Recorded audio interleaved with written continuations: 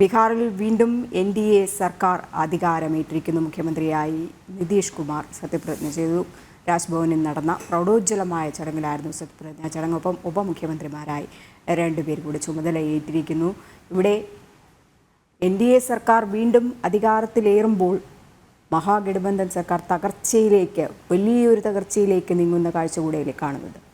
രജനി, ബീഹാറിലെ 23ാമത്തെ മുഖ്യമന്ത്രിയായി നിതീഷ് കുമാർ സത്യപ്രതിജ്ഞ ചെയ്തു. ഒപ്പം തന്നെ രണ്ട് ഉപമുഖ്യമന്ത്രിയോ വിജയ് സിൻഹ, അതേപോലെ തന്നെ സാമ്രാജ് ചൗധരി എന്നിവരും സത്യപ്രതിജ്ഞ ചെയ്തു. 9 മന്ത്രിമാരെന്ന് സത്യപ്രതിജ്ഞ ചെയ്യുമെന്നാണ് അറിയിച്ചിരിക്കുന്നത്. ഗവർണർ രാജേന്ദ്ര അർലേക്കർ സത്യവാചകം ചൊല്ലിക്കൊടുത്തു. വളരെ പ്രൗഢഗംഭീരമായ സദസ്സ് രാജ്ഭവനിൽ നടക്കുന്ന ചടങ്ങിൽ നൂറുകണക്കിന് പാർട്ടി പ്രവർത്തകരും നേതാക്കളും പങ്കെടുക്കുന്നുണ്ട്. പ്രത്യേക വിശിഷ്ട അതിഥികൾക്ക് മാത്രമാണ് രാജ്ഭവനിലേക്ക് പ്രവേശനം നൽകിയിരുന്നത്. അങ്ങനെ വളരെ വിശിഷ്ടരായ ഏതാണ്ട് നൂറുകണക്കിന് വിശിഷ്ട വ്യക്തികളുടെ സാന്നിധ്യത്തിലാണ് ബീഹാറിന്റെ 23ാമത് മുഖ്യമന്ത്രിയായി ഇപ്പോൾ നിതീഷ് കുമാർ സത്യപ്രതിജ്ഞ ചെയ്തിരിക്കുന്നത്. വളരെ കഴിഞ്ഞ ഏതാണ്ട് ഒരാഴ്ചയായിട്ടാണ് ഒരു പെട്ടെന്ന് ദേശീയ രാഷ്ട്രീയത്തിൽ ഒരു ട്വിസ്റ്റ് ഉണ്ടാകുന്നത് എന്ന് വേണം പറയുവാൻ. ഇതുവരെയായിട്ടും ഇന്ത്യ സഖ്യത്തിന്റെ ഭാഗമായി നിന്ന, അല്ലെങ്കിൽ കോൺഗ്രസിനോടൊപ്പം ചേർന്ന് നിന്ന നിതീഷ് കുമാറാണ് ഇപ്പോൾ ആ ബന്ധം പൂർണ്ണമായി ഉപേക്ഷിച്ചുകൊണ്ട് NDAയുടെ ഭാഗമാകാൻ വരുന്നത് എന്നുള്ളതാണ് ഏറ്റവും പ്രധാനപ്പെട്ട കാര്യം. ദേശീയ രാഷ്ട്രീയത്തെ സംബന്ധിച്ചിടത്തോളം ഏറെ നിർണായകമാണ്. കാരണം 2022 ഏറ്റവും ഒടുവിലായി നിതീഷ് കുമാർ NDA വിട്ടത്. അതിനുശേഷം മഹാഗഠബന്ധനത്തിന് അല്ലെങ്കിൽ മഹാസഖ്യത്തിന് രൂപം കൊടുത്തുകൊണ്ട് കോൺഗ്രസും RJDയുമായി ചേർന്നുകൊണ്ടായിരുന്നു ബീഹാർ ഭരിച്ചിരുന്നത്. അതിനുശേഷം ഈ ഇന്ത്യ മുന്നണി എന്നുള്ള ഒരു സഖ്യത്തിന്, അല്ലെങ്കിൽ പ്രതിപക്ഷ സഖ്യത്തിന് രൂപം കൊടുത്തത്, അല്ലെങ്കിൽ അതിന്റെ തലതൊട്ടപ്പനെ വിശേഷിക്കാൻ കഴിയുന്നത് നിതീഷ് കുമാറിനെയാണ്. നിതീഷ് കുമാർ അണ്ണന്റെ നേതൃത്വത്തിലാണ് ആദ്യമായി ബീഹാറിന്റെ ക്യാപിറ്റലായ പട്നയിൽ ഈ ഇന്ത്യ സഖ്യത്തിന്റെ യോഗം ആദ്യമായി ചേർന്നത്. അതിനുശേഷം പിന്നീട് 5 യോഗങ്ങൾ ചേർന്നു. ഈ 5 യോഗത്തിലും ഈ സഖ്യത്തിൽ കൃത്യമായ ഒരു നേതൃസ്ഥാനത്തേക്ക് ഉയർത്തിക്കാട്ടുവാൻ വേണ്ടി ഒരാളിനെ കണ്ടെത്താൻ കഴിയില്ല എന്നുള്ളതാണ് യാഥാർത്ഥ്യം. 4 തവണ നേരിട്ട് യോഗം ചേർന്നു. 5ാമത്തെ തവണ വെർച്വലായി യോഗം ചേർന്നു. ഈ യോഗങ്ങളിലൊന്നും തന്നെ ഒരു നേതൃനിരയിലേക്ക് ഉയർത്തിക്കാട്ടുവാൻ ഒരാളിനെ കണ്ടെത്തുവാൻ മുന്നണിക്ക് കഴിയില്ല. മാത്രമല്ല, പ്രധാനമന്ത്രി സ്ഥാനാർത്ഥി ആരാകണം എന്നുള്ള കാര്യത്തിൽ നേരത്തെ തന്നെ തർക്കം തുടർന്നിരുന്നു. രാഹുൽ ഗാന്ധിയെ കോൺഗ്രസ് ഉയർത്തിക്കാട്ടുന്നത് രാഹുൽ ഗാന്ധിയെയാണ്. അതേസമയം തന്നെ മമതാ ബാനർജിയും സമാനമായ ആവശ്യവുമായി രംഗത്ത്. ഒപ്പം നിതീഷ് കുമാറിനും മുഖ്യമന്ത്രി സ്ഥാനാർത്ഥിയാകണം എന്നുള്ള ആഗ്രഹം പ്രകടിപ്പിച്ചു. അങ്ങനെ ആദ്യമേ തന്നെ ഒരു ശിഥിലാവസ്ഥയിലേക്ക് കാര്യങ്ങൾ പോകുന്ന അവസ്ഥയായിരുന്നു ഉണ്ടായിരുന്നത്. പിന്നീട് വന്നപ്പോൾ സീറ്റ് വിഭജനത്തെ ചൊല്ലിയാണ് തർക്കം അതിരൂക്ഷമായത്.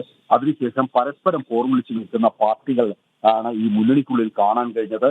പ്രത്യേകിച്ച് ബീഹാറിൽ സീറ്റ് വിഭജനം സംബന്ധിച്ച് ചർച്ചകൾ ആരംഭിച്ചപ്പോൾ തന്നെ വലിയ രീതിയിലുള്ള പ്രശ്നങ്ങൾക്ക് അത് കാരണമായി, അല്ലെങ്കിൽ അത് വലിയ വഴിത്തിരിവിന് കാരണമായി എന്ന് വേണം പറയാൻ. പിന്നീട് നോക്കുമ്പോൾ പശ്ചിമ ബംഗാളിൽ മമതാ ബാനർജി കൃത്യമായി തന്നെ നിലപാട് വ്യക്തമാക്കി രംഗത്തെത്തി. ഒറ്റയ്ക്ക് മത്സരിക്കുവാനാണ് ഞാൻ തീരുമാനിച്ചതെന്നാണ് മമതാ ബാനർജി വ്യക്തമാക്കിയത്. പഞ്ചാബ് മുഖ്യമന്ത്രിയും സമാനമായി AAP പഞ്ചാബിൽ ഒറ്റയ്ക്ക് മത്സരിക്കുമെന്ന് വ്യക്തമാക്കി കഴിഞ്ഞു. ഡൽഹിയിലും AAP ഒറ്റയ്ക്ക് മത്സരിക്കാൻ തീരുമാനിച്ചു. അങ്ങനെ ഹിന്ദി ഹൃദയഭൂമിയിൽ കൂടാതെ മറ്റ് കിഴക്കൻ സംസ്ഥാനങ്ങളിലും സമാനമായ ഒരു അവസ്ഥയ്ക്ക് തുടക്കം കുറിച്ചുകൊണ്ടിപ്പോൾ നിതീഷ് കുമാറിന് NDAയുടെ ഭാഗമായി BJPയുടെ ഒപ്പം ചേർന്ന് നിന്നുകൊണ്ട് ബീഹാറിന്റെ 23ാമത് മുഖ്യമന്ത്രിയായി സത്യപ്രതിജ്ഞ ചെയ്ത് അധികാരമേറ്റിരിക്കുകയാണ്. ഒപ്പം 2 ഉപമുഖ്യമന്ത്രിമാരും വിജയ് സിൻഹ, അതേപോലെ തന്നെ സാമ്രാജ് ചൗധരി എന്നീ 2 ഉപമുഖ്യമന്ത്രിമാരും ചുമതലയേറ്റിരിക്കുന്നു.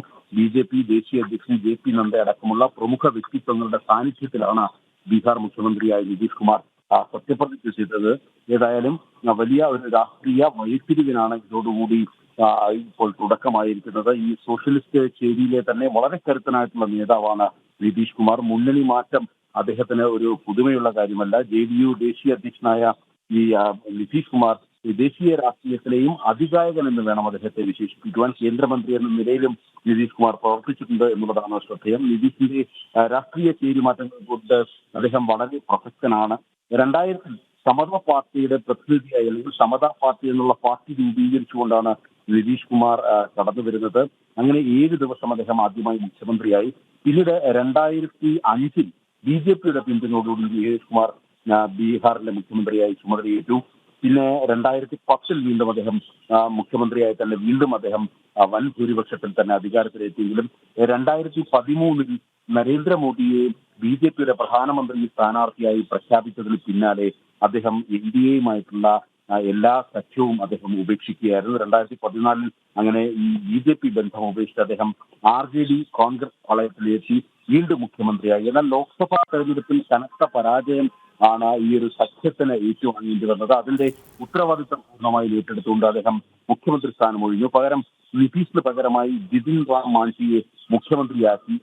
എന്നാൽ ആ മന്ത്രിസഭയ്ക്കും അധികം നാൾ ആയിട്ടുണ്ടായില്ല എന്നുള്ളതാണ് യാഥാർത്ഥ്യം. ഏതാണ്ട് 2015 ആയപ്പോഴേക്കും വീണ്ടും നിതീഷ് കുമാർ തന്നെ മുഖ്യമന്ത്രി കസേരയിലേക്ക് എത്തുന്ന കാഴ്ചയായിരുന്നു. അങ്ങനെ 2015 JDU RJD സഖ്യത്തിലാണ് ഈ മുഖ്യമന്ത്രിയായി നിതീഷ് കുമാർ വീണ്ടും അധികാരത്തിലേക്കുന്നത്. 2017 RJDയുമായിട്ടുള്ള വളരെ വലിയ രീതിയിലുള്ള ഭിന്നത ഉണ്ടാകുകയും അതിനുശേഷം അദ്ദേഹം വീണ്ടും മുഖ്യമന്ത്രി സ്ഥാനം രാജിവെക്കുന്ന അവസ്ഥയിലേക്കുണ്ടായി. അങ്ങനെ വീണ്ടും BJPയുടെ പിന്തുണയോടുകൂടി അദ്ദേഹം മുഖ്യമന്ത്രിയായി.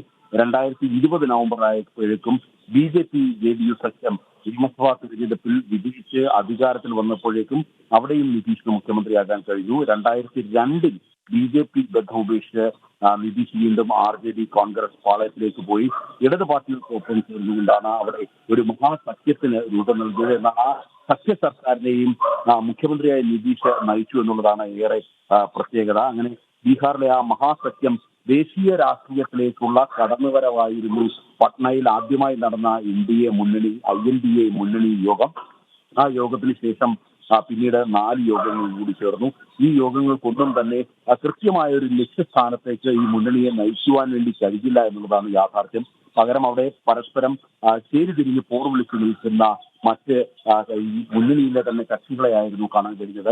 ഏതായാലും വലിയൊരു മാറ്റം തന്നെ ഇപ്പോൾ ദേശീയ രാഷ്ട്രീയത്തിൽ തീർച്ചയായിട്ടും നന്ദൻ സൂചിപ്പിച്ചതുപോലെ തന്നെ വലിയൊരു മാറ്റങ്ങൾക്ക് തന്നെയാണ് ദേശീയ രാഷ്ട്രീയത്തിൽ ഇന്നിപ്പോൾ തുടക്കം കുറിച്ചിരിക്കുന്നതെന്ന് നമുക്ക് പറയാൻ കഴിയും. കാരണം ഈ രാജ്യത്തിന്റെ വികസനം അത് തന്നെയാണ് പ്രധാനമന്ത്രി നരേന്ദ്രമോദിയുടെ കീഴിൽ വരുന്ന NDA സർക്കാർ ലക്ഷ്യമിടുന്നത്. ഇപ്പോൾ ബീഹാർ NDA അധികാരത്തിലേറുമ്പോൾ വികസന തേരോട്ടം കൂടെ ബീഹാർ നടക്കുകയാണ്. കഴിഞ്ഞ നന്ദൻ സൂചിപ്പിച്ചതുപോലെ തന്നെ ഈ സർക്കാരുകൾ മാറി മാറി വരുമ്പോൾ ജനങ്ങൾക്കാണ് വികസനം എത്താൻ കഴിയാത്തത്, അവരിലേക്കാണ് വികസനം എത്തിക്കാൻ കഴിയാത്തത്. നല്ലൊരു സർക്കാർ അധികാരത്തിലേറിയാൽ മാത്രമേ ജനങ്ങൾക്ക് അതൊക്കെ തന്നെ നേടാൻ കഴിയുള്ളൂ.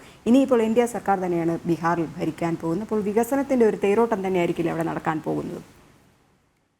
തീർച്ചയായിട്ടും ഇതിനോടകം തന്നെ പ്രധാനമന്ത്രി നരേന്ദ്രമോദി അഭിനന്ദനവുമായി നിതീഷ് കുമാറിനുമായി സംസാരിച്ചിരുന്നു. മാത്രമല്ല ബീഹാറിന് കൂടുതൽ വികസന പദ്ധതികളും പ്രധാനമന്ത്രി വാഗ്ദാനം ചെയ്തിട്ടുണ്ട്. മഹാസഖ്യം വിട്ട് ഇന്ത്യയിലെത്തിയ നിതീഷ് കുമാർ മുഖ്യമന്ത്രിയായി ഈ സത്യപ്രതിജ്ഞ ചെയ്യുന്ന ഒരു സാഹചര്യത്തിലാണ് കൂടുതൽ വികസന പ്രവർത്തനങ്ങൾ ബീഹാറിന് വേണ്ടി പ്രധാനമന്ത്രി വാഗ്ദാനം ചെയ്തിരിക്കുന്നത്. സ്വാഭാവികമായും മറ്റ് സംസ്ഥാനങ്ങൾ ഉണ്ടായ പോലെ ഒരു വികസന തേരോട്ടമായിരിക്കും ബീഹാറിലും കാണാൻ കഴിയുക എന്നുള്ളതായിരിക്കും വാസ്തവം. പ്രത്യേകിച്ച് ഇതുവരെയായിട്ടും കോൺഗ്രസിനൊപ്പവും അതേപോലെ തന്നെ RJDക്കൊപ്പം ചേർന്നുകൊണ്ട് ഭരിച്ച അല്ലെങ്കിൽ അത്തരമൊരു ഭരണം അല്ലെങ്കിൽ ആ ഒരു വഴി ആയിരിക്കില്ല ഇനി നിതീഷ് കുമാർ തെരഞ്ഞെടുക്കുക എന്നുള്ള കാര്യത്തിൽ സംശയമില്ല. കാരണം ഇതുവരെയായിട്ടും അവിടെ വികസനത്തിന്റെ വഴി വിട്ട് അഴിമതിയുടെ ഒരു വലിയ ചെളിക്കുണ്ടിലേക്ക് പെടുന്ന ഒരു സാഹചര്യമായിരുന്നു ഉണ്ടായിരുന്നത്. പ്രത്യേകിച്ച് RJDയുമായി ചേർന്നുകൊണ്ടുള്ള ഭരണം അത് നിതീഷ് കുമാറിനെയും അഴിമതിയുടെ ചാലിലേക്ക് മുക്കി എന്നുള്ള ആരോപണങ്ങളും ആക്ഷേപങ്ങളും ഉയർന്ന സാഹചര്യം ഉണ്ടായിരുന്നു. ഏതായാലും ആ അഴിമതി ചാലിൽ നിന്നും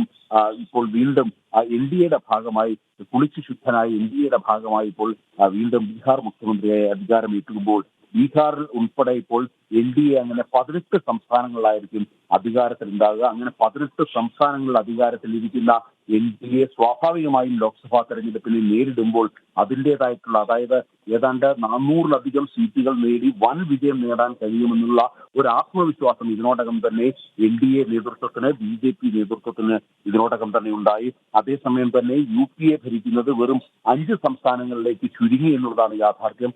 നേരത്തെ ബീഹാറും അതേപോലെ തന്നെ പശ്ചിമ ബംഗാളും അടക്കം 9 സംസ്ഥാനങ്ങളുണ്ടായിരുന്നു. എന്നാൽ ഇതിനോടകം തന്നെ മുന്നണി വിടുകയാണ് എന്നുള്ള നിലപാട് മമതാ ബാനർജി വ്യക്തമാക്കി. ഒപ്പം തന്നെ നിതീഷ് കുമാർ അടക്കം NDAയുടെ ഭാഗമായി. അങ്ങനെ UPAയുടെ ഭരണം ഓരോ സംസ്ഥാനങ്ങളിലും കുറഞ്ഞു വരുന്ന ഒരവസ്ഥ. അങ്ങനെ 5ലേക്ക് UPA തിരിഞ്ഞു. അങ്ങനെ ഒരു മുന്നണിയിലും ഇല്ലാത്ത മറ്റ് 3 സംസ്ഥാനങ്ങളിലും മറ്റ് കക്ഷികൾ ഭരിക്കുന്നു. അങ്ങനെ വലിയ ഒരു സംഖ്യ 18 എന്ന ഒരു വലിയ സംഖ്യയിലേക്ക് NDA എത്തിച്ചേരുന്ന ഒരു പ്രതിഭാസം തീർച്ചയായിട്ടും നരേന്ദ്രമോദിയുടെ വികസന തേരോട്ടത്തിന് കൂടുതൽ ഊർജം പകരുവാൻ വേണ്ടി നിതീഷ് കുമാറിന്റെ സർക്കാരിന് കഴിയുമെന്നുള്ള കാര്യത്തിൽ തർക്കമില്ല. അങ്ങനെ നിതീഷ് കുമാർ അധികാരത്തിലേറിയതോടുകൂടി ബി.ജെ.പിക്ക് അല്ലെങ്കിൽ ബി.ജെ.പിക്കും കൂടുതൽ അവിടെ കാര്യങ്ങൾ നേടുവാൻ അല്ലെങ്കിൽ കൂടുതൽ സീറ്റുകൾ വരുന്ന ലോക്സഭാ തെരഞ്ഞെടുപ്പിൽ 40 സീറ്റും ഇന്ത്യയെ നേടണമെന്നുള്ള ലക്ഷ്യം മുന്നോട്ട് വെച്ചുകൊണ്ടുള്ള പ്രവർത്തനം ഇതിനോടകം തന്നെ അവിടെ ആരംഭിച്ചു. ബി.ജെ.പി ദേശീയ അധ്യക്ഷൻ JP നദ്ദ തന്നെ ശ്രദ്ധ കേന്ദ്രീകരിച്ചുകൊണ്ട് അവിടെ വലിയ ഈ വരും മാസങ്ങൾ, ഈ ഏതാണ്ട് ചുരുങ്ങിയ മാസങ്ങൾ മാത്രമാണ് ലോക്സഭാ തെരഞ്ഞെടുപ്പിനുള്ളത്. ആ മാസങ്ങൾക്കുള്ളിൽ തന്നെ വലിയ രീതിയിലുള്ള ഒരു വികസനം ബീഹാറിലേക്ക് എത്തിക്കുവാൻ വേണ്ടിയുള്ള നീക്കങ്ങൾ ഇതിനോടകം തന്നെ ആരംഭിച്ചു. പ്രധാനമന്ത്രി നൽകിയ സൂചനയും അപ്രകാരം തന്നെയാണ്. കൂടുതൽ വികസന തേരോട്ടമായിരിക്കും ബീഹാറിലെന്നാണ് പ്രധാനമന്ത്രി വ്യക്തമാക്കിയത്. സ്വാഭാവികമായും അത്തരം കൂടുതൽ വികസന പ്രവർത്തനങ്ങൾ വരുന്നത് ലോക്സഭാ തെരഞ്ഞെടുപ്പിൽ 40 സീറ്റും നേടുവാൻ NDA സഖ്യത്തിനാകുമെന്നുള്ള കാര്യത്തിൽ തർക്കമില്ല. രജനി, ഒപ്പം നമ്മൾ നന്ദൻ ഇവിടെ എടുത്തു പറയേണ്ട ഒരു കാര്യം ഇന്ത്യ സഖ്യത്തിന്റെ തിരിച്ചടി. കാരണം ഈ ലോക്സഭാ തെരഞ്ഞെടുപ്പിൽ BJPക്കെതിരെ നിന്ന് മത്സരിക്കാം എന്ന് പറഞ്ഞുകൊണ്ടായിരുന്നു ഇന്ത്യ സഖ്യം രൂപീകരിച്ചതും. ആ രൂപീകരിക്കുന്നതിന് തന്നെ ചുക്കാൻ പിടിച്ച ആളാണ് നിതീഷ് കുമാർ. പ്രതിപക്ഷ കക്ഷി നേതാക്കളുമായി അടുത്ത ബന്ധം പുലർത്തിയിരുന്ന നിതീഷ് തന്നെയായിരുന്നു അങ്ങനെ ഒരു ഏകോപന ചുമതലയൊക്കെ തന്നെ എടുത്തിട്ടുണ്ടായിരുന്നത്. ഇനിയിപ്പോൾ മമതയ്ക്ക് പിന്നാലെ നേരത്തെ തൃണമൂൽ സർക്കാർ പറഞ്ഞിട്ടുണ്ടായിരുന്നു ഈ ഇന്ത്യ സഖ്യവുമായിട്ട് പങ്കുചേരാൻ തങ്ങൾ ഇല്ല എന്ന്. പിന്നെ അതിനുശേഷം നിതീഷ് കൂടെ പിന്നോട്ട് പോയിരിക്കുകയാണ്, NDAയിലേക്ക് ചേക്കേറിയിരിക്കുകയാണ്. അപ്പോൾ ഇനി എങ്ങനെയായിരിക്കാം ഇന്ത്യ മുന്നണിയുടെ നീക്കങ്ങൾ? ഒപ്പം വരുന്ന ലോക്സഭാ തെരഞ്ഞെടുപ്പിൽ എന്തായിരിക്കാം അവരുടെ സ്ഥിതി? ഇതിനോടകം തന്നെ കോൺഗ്രസ് നേതാക്കന്മാരുടെ പ്രതികരണം വന്നു കഴിഞ്ഞു. നിതീഷ് കുമാർ മുന്നണി വിട്ടുകൊണ്ട് മുന്നണിക്ക് യാതൊരുവിധ കേടുപാടുകളും സംഭവിക്കില്ല, അല്ലെങ്കിൽ ഒരു കോട്ടവും ഉണ്ടാകില്ല എന്ന് കോൺഗ്രസ് നേതാക്കൾ പറയുമ്പോഴും അക്ഷരാർത്ഥത്തിൽ ഈ മുന്നണിയുടെ പതനം തന്നെയാണ് ഇവിടെ കാണാൻ കഴിയുന്നത്. പ്രത്യേകിച്ച് ഇപ്പോൾ പശ്ചിമ ബംഗാളിൽ നേരത്തെ തന്നെ മമതാ ബാനർജി നിലപാട് വ്യക്തമാക്കി കഴിഞ്ഞു. അവർ ഒറ്റയ്ക്കാണ് മത്സരിക്കുന്നത്. അങ്ങനെ പശ്ചിമ ബംഗാളിൽ ആ സഖ്യം പൂർണ്ണമായും തകർന്നടിയുന്ന കാഴ്ചയാണ് കാണുന്നത്. ബീഹാറിൽ ഇപ്പോൾ BJPയുടെ ഭാഗമായി, ഇന്ത്യയുടെ ഭാഗമായി നിൽക്കുന്നു നിതീഷ് കുമാർ. ഒപ്പം പഞ്ചാബ് മുഖ്യമന്ത്രി നേരത്തെ തന്നെ അദ്ദേഹത്തിന്റെ നിലപാട് വ്യക്തമാക്കിയതാണ്, അല്ലെങ്കിൽ AAPയുടെ നിലപാട് വ്യക്തമാക്കിയതാണ്. അവിടെ AAP കൃത്യമായി ഒറ്റയ്ക്ക് തന്നെ നിന്ന് മത്സരിക്കുമെന്നുള്ള കാര്യം, അവിടെ കോൺഗ്രസിന് ഒരു സീറ്റ് പോലും നൽകില്ല എന്നുള്ള, അല്ലെങ്കിൽ കോൺഗ്രസുമായി ചേർന്നുകൊണ്ട് മത്സരിക്കുവാൻ തങ്ങൾ തയ്യാറല്ല എന്ന് AAP ഇതിനോടകം തന്നെ വ്യക്തമാക്കി കഴിഞ്ഞു. ഡൽഹിയിലും സമാനമായ ഒരവസ്ഥ. AAP മുഖ്യ പ്രതിപക്ഷം അല്ലെങ്കിൽ AAP അവിടെ ഡൽഹിയിലും ഒറ്റയ്ക്ക് മത്സരിക്കുന്ന സ്ഥിതിവിശേഷം ഉണ്ടാകുന്നു. ഇങ്ങനെ മിക്ക സംസ്ഥാനങ്ങളിലും NDA അല്ലെങ്കിൽ ഇന്ത്യ സഖ്യം പൂർണ്ണമായും തകർന്ന് അടിയുന്ന കാഴ്ചയാണ്. നമുക്കറിയാം ഈ നിതീഷ് കുമാറിൽ, അല്ലെങ്കിൽ അദ്ദേഹമാണ് ഈ മുന്നണിയുടെ തലതൊട്ടപ്പൻ. ബീഹാറിൽ പട്നയിലാണ് ആദ്യമായി ഈ മുന്നണിയുടെ യോഗം ചേർന്നത്. രണ്ടാമത്തെ യോഗം ചേരുന്നത് കർണാടകത്തിലെ ബാംഗ്ലൂരാണ്. അതിനുശേഷം മഹാരാഷ്ട്രയിലെ മുംബൈയിൽ ഒരു യോഗം ചേർന്നു. പിന്നീട് ഡൽഹിയിൽ ഒരു യോഗം ചേർന്നു. അതിനുശേഷം വെർച്വലായി ഒരു യോഗം ചേർന്നു. അങ്ങനെ 5 യോഗങ്ങൾ മാത്രമാണ് ഇതുവരെയായിട്ട്. ഏതാണ്ട് ഈ 6 മാസത്തായി സെക്ഷൻ രൂപീകരിച്ചപ്പോൾ 6 മാസം പിന്നിടുന്നു. ഈ 6 മാസത്തിനുള്ളിൽ ഏതാണ്ട് 5 യോഗങ്ങൾ മാത്രമാണ് ചേർന്നത്. ഈ 5 യോഗത്തിലും ഒരു അഭിപ്രായ സമന്വയത്തിലേക്ക് എത്തുവാൻ വേണ്ടി മുന്നണിയിലെ കക്ഷികൾക്കായില്ല എന്നുള്ളതാണ് യാഥാർത്ഥ്യം. അതുതന്നെയാണ് നിതീഷ് കുമാർ പുറത്തേക്ക് പോകുവാനുള്ള വാതിൽ തുറന്നിടുവാൻ, അല്ലെങ്കിൽ അദ്ദേഹം അത് തുറക്കുവാൻ കാരണവും ഇത് തന്നെയാണ്.